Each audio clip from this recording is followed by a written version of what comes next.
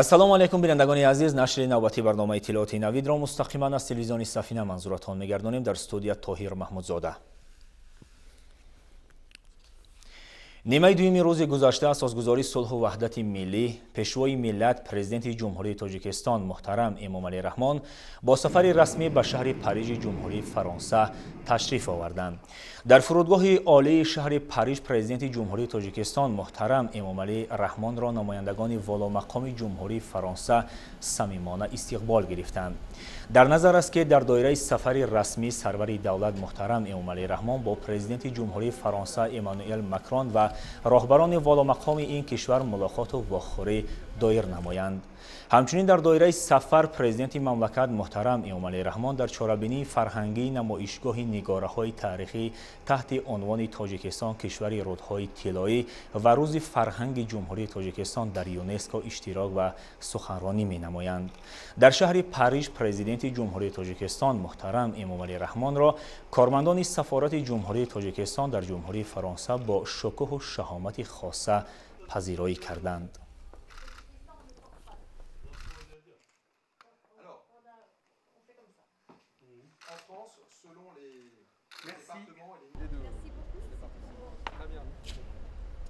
Monsieur le Président.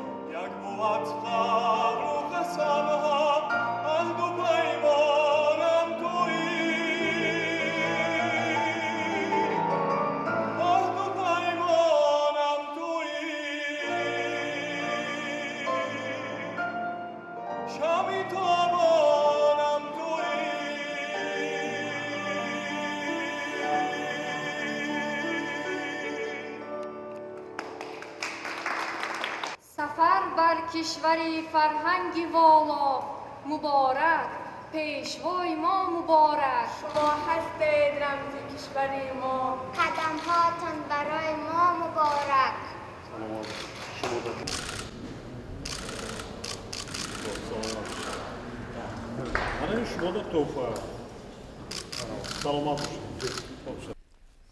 имрӯз маросими истиқболи расмии асосгузори сулҳу ваҳдати миллӣ, пешвои миллат, президенти ҷумҳурии Тоҷикистон муҳтарам Эмомалӣ Раҳмон тибқи муқаррароти расмии пазироии меҳмони олимақом дар саҳни фахрии маҷмӯаи артиши миллии Фаронса доир гардид.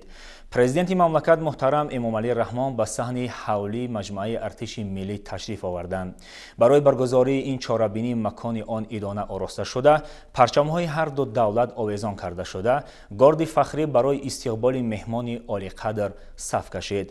президенти ҷумҳурии Тоҷикистон муҳтарам Эмомалӣ Раҳмонро котиби давлатии вазорати Аврупо ва корҳои хориҷии Фаронса Жан Батист Лемоан ва генерал-лейтенанти мақомоти низомии шаҳри Париж Лоран Паронса истиқбол гирифта ба минбари ифтихорӣ даъват намуданд. сарвари давлат муҳтарам Эмомалӣ Раҳмон аз назди сафи горди фахрӣ гузашта дар макони ифтихорӣ қарор гирифтанд. сипас сурудҳои миллии ҳар ду давлат садо дод. баъди садои суруди миллии горди фахрӣ аз назди президенти ҷумҳурии Тоҷикистон муҳтарам Эмомалӣ Раҳмон бо қадамзании мутантан гузашт. баъди анҷоми гузашти горди фахрӣ муаррифии ҳайъатҳои расмии ду ҷониб сурат гирифт. бо ҳамин маросими истиқболи расмӣ дар саҳни фахрии маҷмӯаи артиши миллии Фаронса ба анҷом расид.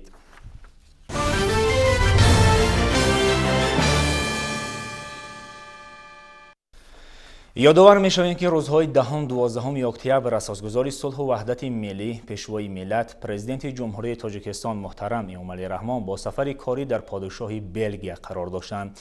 ضمن این سفر سرور دولت تاجیکستان با پرزیدنت شورای اتحاد اروپا شارل میشل، پرزیدنت پالاتای نمایندگان پارلمان فدرالی بلژیا خانم الیان تیلیا، نایب پرزیدنت کمیسیای اروپا، نماینده عالی اتحاد اروپا عاید به سیاست خارجی و امنیت جوزپ بورل، پادشاه بلژیا اعلیحضرت فیلیپ، نماینده مخصوص اتحاد اروپا عاید به آسیای مرکزی خانم تری هکالا و دبیر کل سازمان جهانی گمرک کنیا میکوریا ملاقات‌های سودمند انجام دادند که در دایره آن سلسله مسئله‌های مربوط به رشد مناسبات متقابلا سودمند منطقوی و جهانی مورد بررسی قرار گرفت. حالا توجه کنید به گزارش همکسبان ما از خدمات مطبوعاتی پرزیدنت جمهوری تاجیکستان. 10 اکتبر اساسگذار صلح و وحدت ملی پیشوای ملت پرزیدنت جمهوری تاجیکستان محترم امامعلی رحمان برای انجام دادن سفر کاری به پادشاهی بلژیا تشریف آوردند. 11 اکتبر در شهر بروسل پادشاهی بلژیا اساسگذار صلح و وحدت ملی پیشوای ملت پرزیدنت جمهوری تاجیکستان محترم امامعلی رحمان با پرزیدنت شورای اتحاد اروپا شارل میشل ملاقات کردند.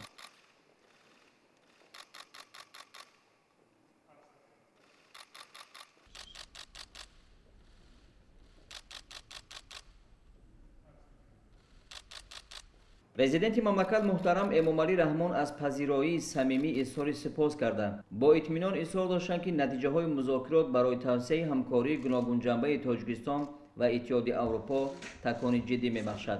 جانب‌ها ضمن ملاقات مسائل تحکیم و توسعه همکاری را در ساحه‌های صنعت، استخراج معدن، زیرساختار، هیدروانرژیک، کشاورزی و سیاحی بررسی کرده برای بهره برداری از امکانیت‌های استفاده نشده آن تبادل اندیشه نمودند. آماده نمودن و به امضا رساندن سازشنامه توسعه یافته شریکی و همکاری میان جانب‌ها به نفع هر دو جانب خواهد بود و تطبیق هدفمندانه استراتژی نوی اتحاد اروپا در آسیای مرکزی و نقش برنامه بسیار ساله ایندیکاتیوی برای سالهای 2021-2027 جهت عملی سازی نیت‌های همگرایی مهم ارزیابی کرده شد. در رفت ملاقات جانب‌ها اینچنین توسعه مناسبت‌ها را در بخش‌های آینده‌دار انرژتیک، ذخیره‌های آب، تغییر آبی اقلیم و رفع عاقبت‌های آن، رابطه‌ها در بخش معارف و همکاری دوجانبه را در بخش امنیت مورد بررسی قرار دادند. در این ضمن جانب‌ها هنگام ملاقات به مسائل داغ منطقه که افغانستان در محور آن قرار دارد توجه خاص نمودند. در فرجام صحبت پرزیدنت مملکت محترم امامعلی رحمان از پرزیدنت شورای اتحاد اروپا شارل میشل دعوت به عمل آوردند که با سفر رسمی به تاجیکستان تشریف بیارند. 11 اکتبر در شهر بروسل پادشاهی بلژیا در دایره سفر کاری اساسگذار صلح و وحدت ملی پیشوای ملت پرزیدنت جمهوری تاجیکستان محترم امامعلی رحمان با پرزیدنت پالاتای نمایندگان پارلمان فدرالی بلژیا خانم الیان تیلیا ملاقات کردند. سلام علیکم. جناب پرزیدنت خوش آمدید. در ملاقات مسائل همکاری سیاسی و بین پارلمانی تاجیکستان و بلژیا بررسی شد. پرزیدنت مملکت محترم امامعلی رحمان از سطح خوب رابطه‌های سیاسی و بین پارلمانی اظهار قناعتمندی کرده در این ضمن گسترش منبع فعالیت گروه دوستی اتحاد بین پارلمانی بلژیا و تاجیکستان را ضرور شمردند. جانب‌ها ضمن ملاقات مسائل همکاری و تبادل تجربه را عاید به فعالیت سیاسی و قانونگذاری، اقتصادی و تجارتی، سرمایه‌گذاری، فرهنگی و امکانات‌های سیاحی کشورها را محاکمه کردند. هوسمندی زیاد عاید به توسعه همکاری در بخش‌های مختلف اقتصاد و تجارت، سرمایه‌گذاری و گومانیتری و فرهنگی از جمله ساحه‌های انرژتیک، صنعت، علم، فرهنگ، معارف و تندرستی ظاهر گردید. در رفت ملاقات همچنین مسئله‌های مبارزه علیه تهدیدهای معاصر امنیتی بررسی کرده شد. در آخر صحبت پرزیدنت جمهوری تاجیکستان محترم امامعلی رحمان از پرزیدنت پالاتای نمایندگان پارلمان فدرالی بلژیا خانم الیان تیلیا دعوت نمودند که به تاجیکستان تشریف آورند. 11 اکتبر در شهر بریوسل اساسگزار صلح و وحدت ملی پیشوای ملت پرزیدنت جمهوری تاجیکستان محترم امامعلی رحمان با نایب پرزیدنت کمیسیه اروپا نماینده عالی اتحاد اروپا اوید به سیاست خارجی و امنیت جوزپ بارل ملاقات کردند.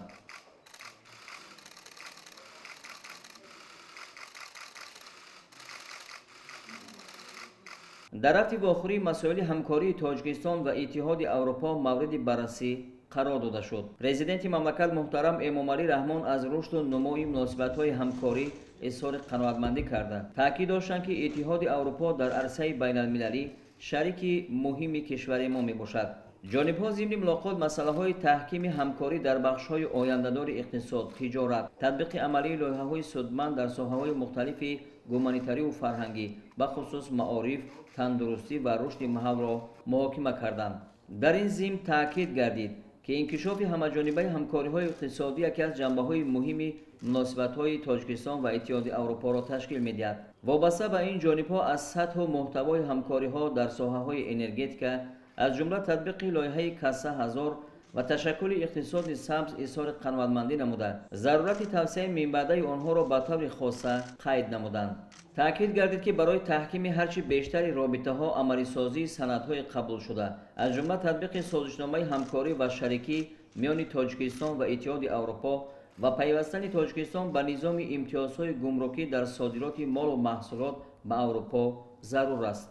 در ملاقات همچنین درباره همکاری جانب‌ها در سمت از بین بردن پاندمی کرونا ویروس، مسائل استفاده پرثمر ذخیره‌های آب، تغییریابی اقلیم، رفع عاقبت‌های آن و حفظ پریخ‌ها تبادل اندیشه صورت گرفت. ضمن بررسی مسائل مذکور پیشوای ملت از نام حکومت و مردم تاجیکستان به جانب اتحاد اروپا برای به تاجیکستان رساندن کمک در رفع عاقبت‌های اقتصادی و اجتماعی پنهشوی ویروس کووید 19 و تقویت ساحه تندرستی به مبلغ بیش از 112 میلیون یورو اظهار منتداری عمیق نمودند. سرور دولت ما اینچنین به اتحاد اروپا و کشورهای اعضا برای دستگیری تشبس‌های گلوبالی تاجیکستان اوید به مسائل آب و رفع عاقبت‌های تغییریابی اقلیم که به یکی از مشکلات جدی زمان معاصر مبدل گشته است اظهار سپاس نمودند.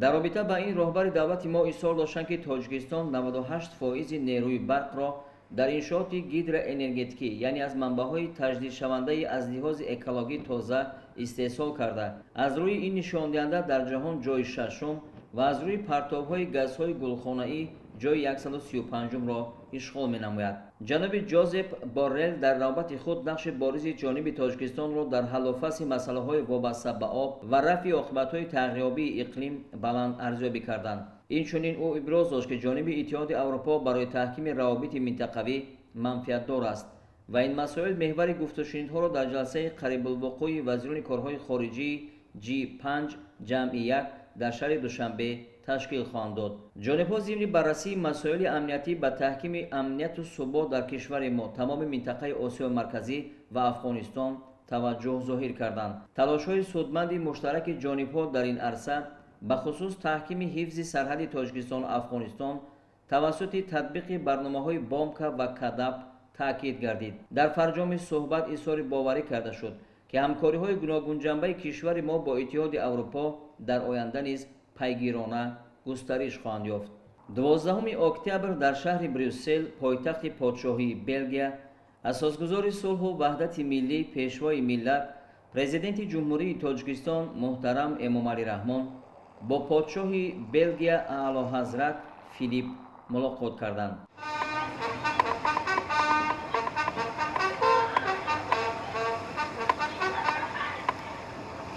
در ملاقات مسائل گسترش همکاری نیکی دو جانبه سودمند با بلژیا و رابطه‌های بسیار جانبه دایره اتحاد اروپا بررسی گردید. سرور دولت محترم امامعلی رحمان نخست از پذیرایی دوستانه و مهمان نوازی گرم و صمیمی جانب بلژیا اظهار سپاس کردند.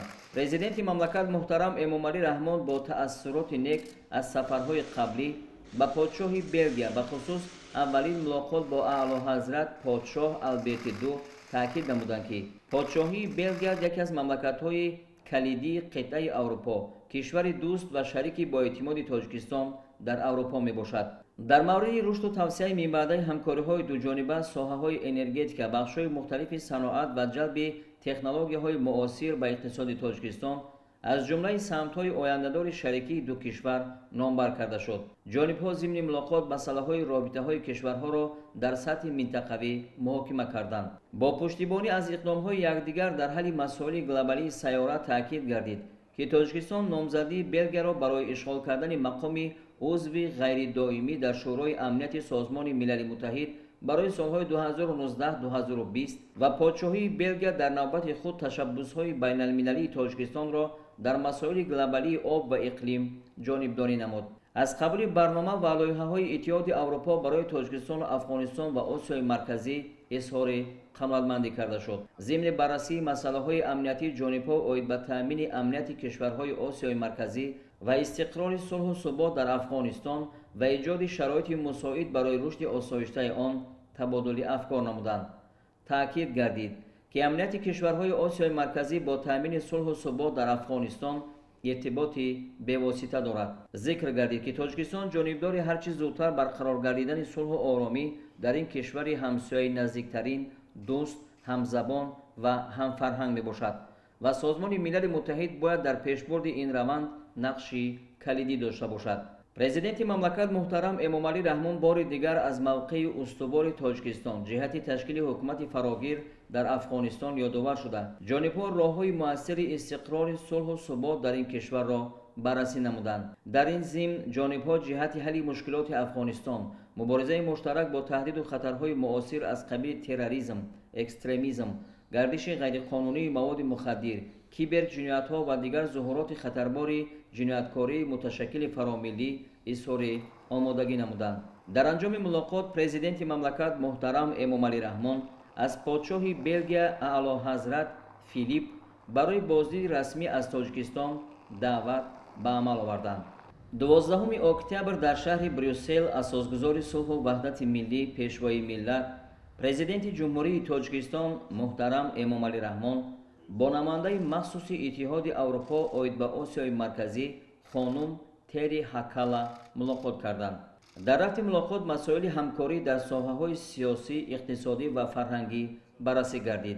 پرزیدنت مملکت محترم امامعلی رحمان از امکان دیدار و ملاقات اظهار سپاس کرده خانم تری هکالا را برای تعیین شدنش به وظیفه نماینده مخصوص اتحاد اروپا عاید به آسیای مرکزی تبریک گفتند.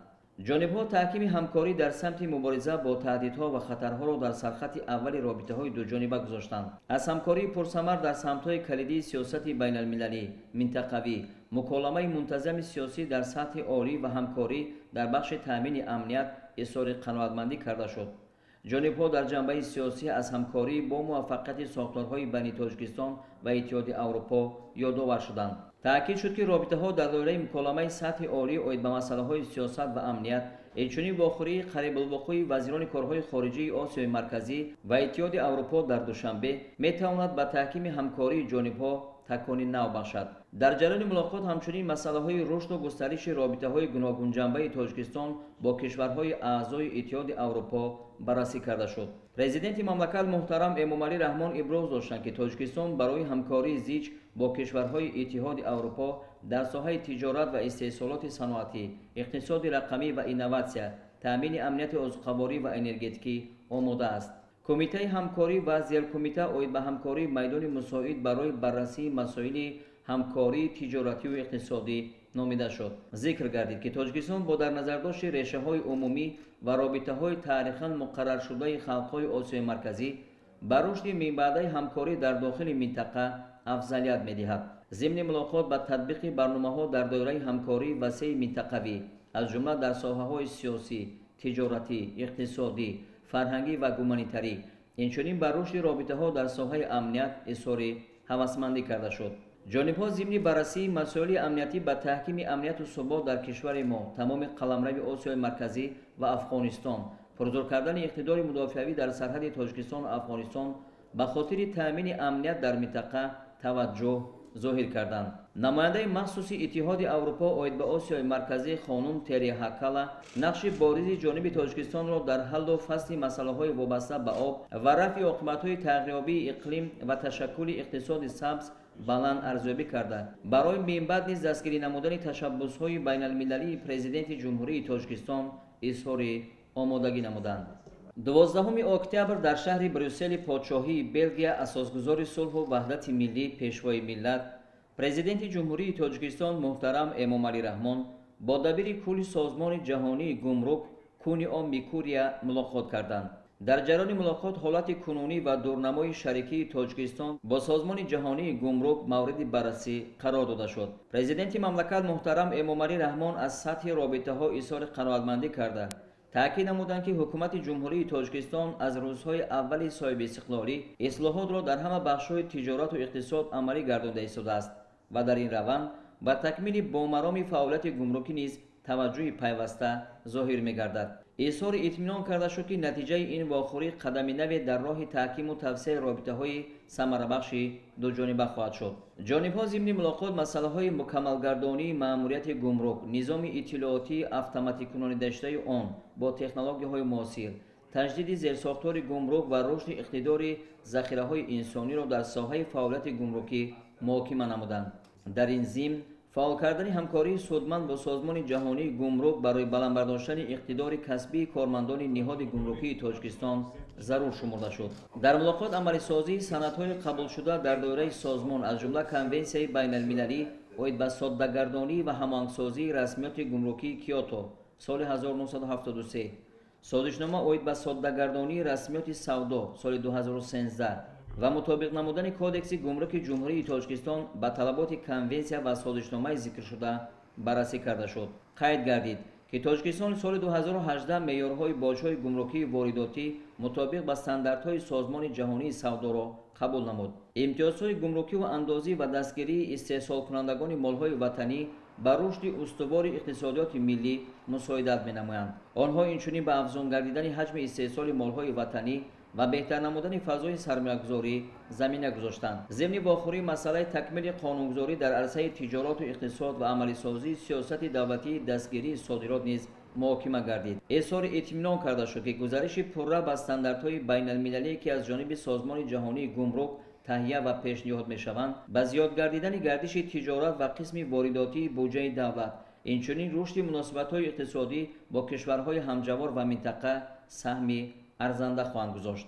با همین سفر کاری اساسگزار صلح و وحدت ملی پیشوای ملت پرزیدنت جمهوری تاجیکستان محترم امامعلی رحمان در پادشاهی بلژیا به انجام رسید.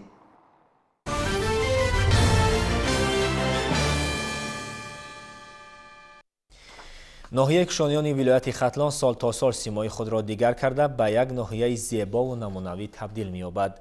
در جریان این آباد و زیبا گشتن‌ها حکومت محل و صاحبکاران و شخصانی سخاوت پیشه سهمی کلان دارند. تا روزهای تجلیل از 30مین سالگرد استقلال دولتی جمهوری تاجیکستان همه انشاءات به نقشه گرفته شده مورد استفاده بری قرار گرفته. امروزها تدبیرهای آبادانی و سازندگی در انشاءات علاوگی با مرام ادامه دارند. تفصیلات بیشتر در گزارش خبرنگاران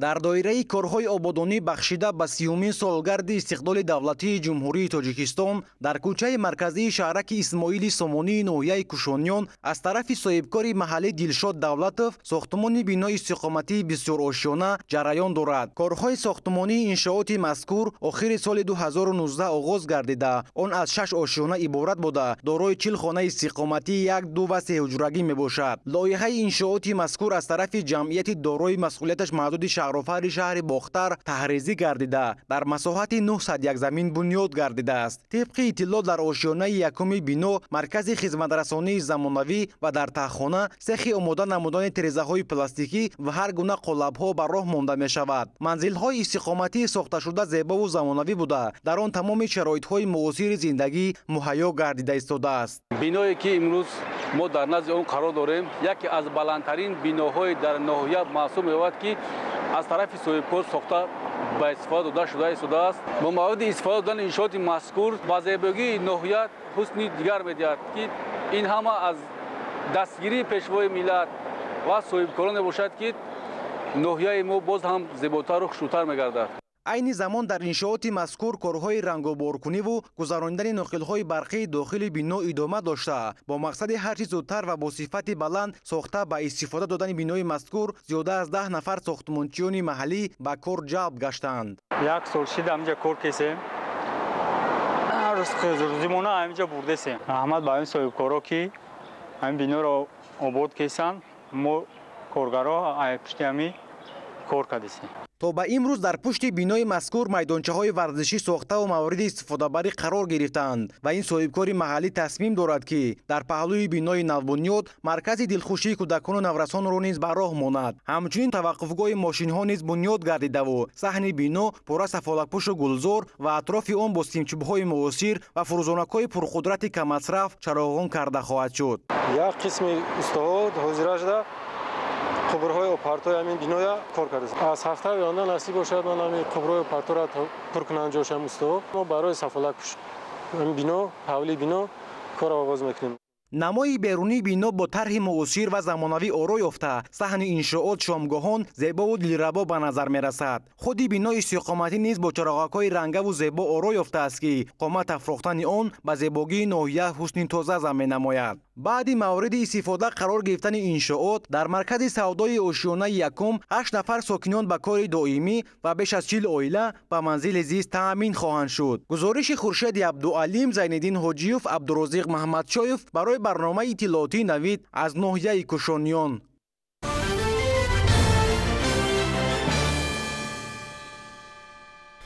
дар донишгоҳи давлатии Кӯлоб ба номи Абу Абдуллоҳ Рӯдакӣ ҳамоиши нӯҳуми байналмилалӣ таҳти унвони хусусиятҳои экологии гуногуни биологӣ донишмандону олимонро ба ҳам овард.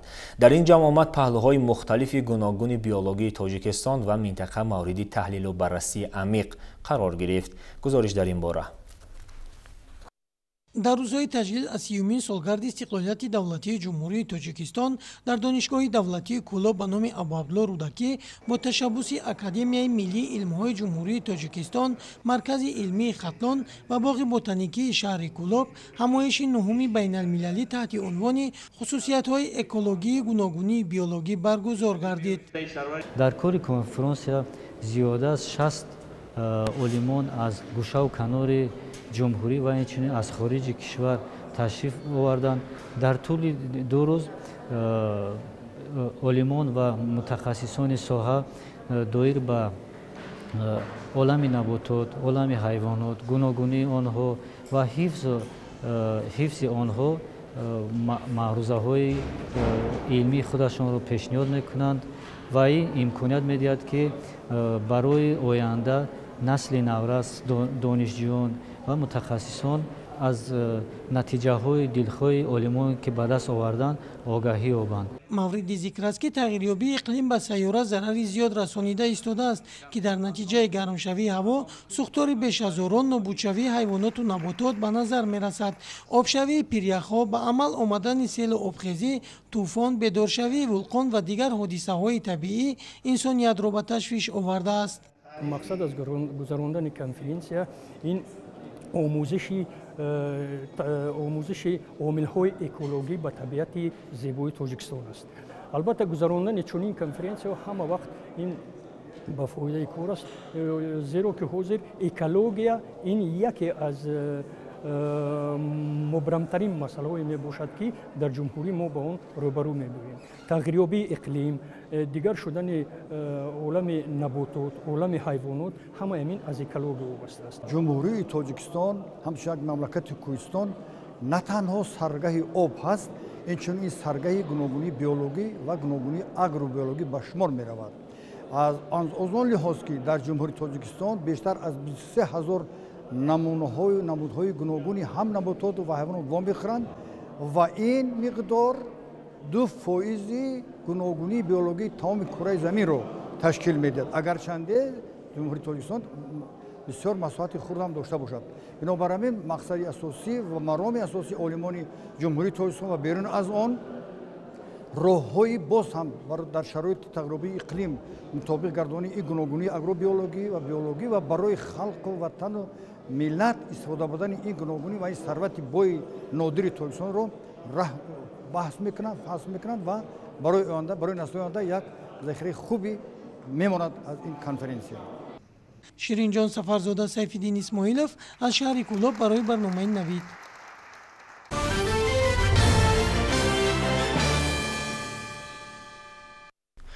در جزیره کریت یونان دوباره زمین جنبی شدید به عمل آمد. طبق اطلاع رسانه‌های خبری این دفعه لرزش قشری زمین را تمام ساکنان جزیره احساس نمودند. در جزیره پالما جزیره‌های کنار خروج ولکان ادامه دارد. توجه کنید به شرح بیشتر این و چند خبر دیگر از خارج کشور. در جزیره کریت یونان با قوه 6.3 بال زمین جنبید. موافق اطلاع خدمات سیسمولوژی این کشور، مرکز زلزله در قسمت جنوب و غربی جزیره در چقوری قریب 2 کیلومتر جایگیر بود. در پای این زلزله شدید در این منطقه باز دو مراتبه دیگر لرزش‌های تکراری قشری زمین را به قید گرفتند. بر اثر آفات طبیعی بناهای زیاد ویران و لنگار گردیدند. طبق معلومات زمین جنبی را تمام ساکنان جزیره کریت یونان احساس نمودند. آدمان به تهلکه افتاده در حال به بیرون برآمدند. خاطررسان میشیم که 3 هفته پیش نیز در این جزیره زمین جنبی شدید رخ داده بود. اون زمان بر اثر آفات طبیعی یک نفر جان باخته است. صدها تن دیگر از سرپناه دائمی محروم موند.